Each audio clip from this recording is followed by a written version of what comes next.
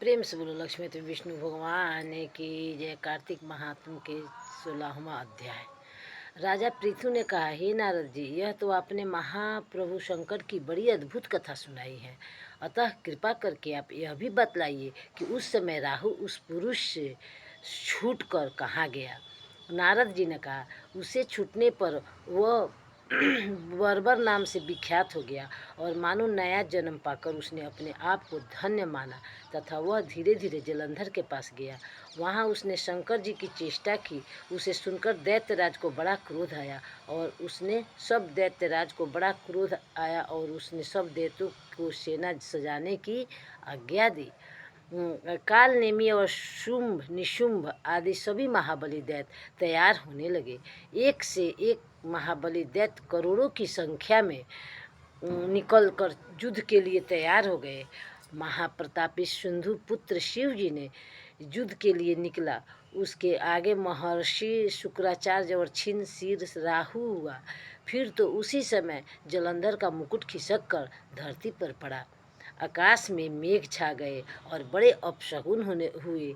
उधर इंद्र आदि सब देवताओं ने एकत्र हो कैलाश पर जाकर शिव जी से जब वृतांत कहा और यह भी कहा कि आपने जलंधर से युद्ध करने के लिए जो भगवान विष्णु को भेजा था वह उसके वशवर्ती हो गए हैं तथा लक्ष्मी सहित जलंधर के अधीन होकर उसके घर में निवास करते हैं। अब देवताओं को भी उसके यहाँ निवास करना पड़ रहा है।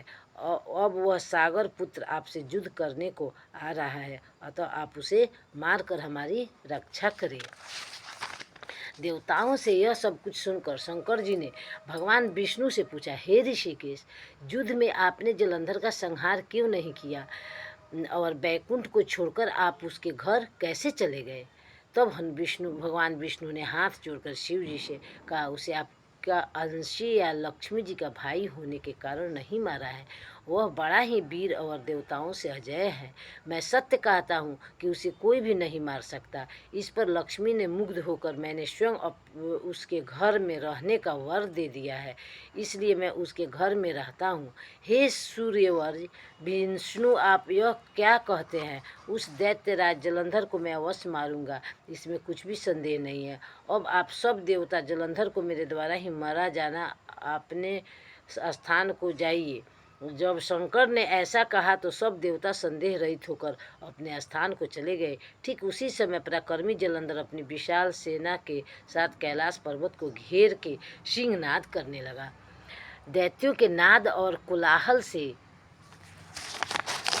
शिव जी क्रुद्ध हो गए। उन्होंने अपने नंदी आदि गणों को उसके साथ युद्ध करने की आज्ञा दे दी। कैलाश पर्वत के पास भीषण युद्ध होने लगा। दैत्यों ने उनके अनेक प्रकार के अस्त्र शस्त्र वर्षा ने शुरू किए। फिर मृदंग, शंख और तीरों तथा हाथी, घोड़ों और रथों के शब्द से धरती कांपने लगी। युद्ध में कटकर मरे हुए हाथी, घोड़े और पैदलों का पहाड़ सा लग गया, जिससे कि युद्ध भूमि और भी आगमय हो गई। दैत्यों के आचार्य श्री शुक्राचार्य अपनी मृत संजीवनी विद्या से सब दैत्यों को जिलाने लगे। यह देखकर शिव जी के गण व्याकुल हो गए और उनके पास जाकर सारा वृतांत सुनाया। उसे सुनकर भगवान रुद्र के क्रोध की सीमा न रही। वह अपने भयंकर रूप से दिशाओं को प्रज्वलित करने लगे। फिर तो उस समय उनके मुख से एक बड़ी भयंकर कन्या उत्पन्न हुई, जिसकी दोनों जंघाएं ताल वृक्ष के समान थी। वह युद्ध भूमि में जाकर सब असुरों का चर्वण करने लगी। युद्ध भूमि में इस तरह विचरते हुए वह शुक्राचार्य जी के पास पहुंची और शीघ्र ही उन्हें अपने उदर में गुप्त कर लिया। फिर स्वयं की अंतर्ध्यान हो गई। शुक्र के गुप्त हो जाने से दैत्यों का मुख मलिन पड़ गया और वह युद्ध छोड़कर भागने लगे। इस पर अनेक शुंभ निशुंभ और कालनेमी आदि सेनापतियों ने अपने भागते हुए वीरों को रोककर शिवगणों पर बड़ा कठिन प्रहार किया। और ऐसा ही शिव जी के नंदी आदि वीरगणों, जिनमें गणेश और स्वामी कार्तिकेय भी थे, अपने गणों को रोककर दैत्यों से भीषण युद्ध किया। प्रेम से लक्ष्मी विष्णु भगवान की जय। कार्तिक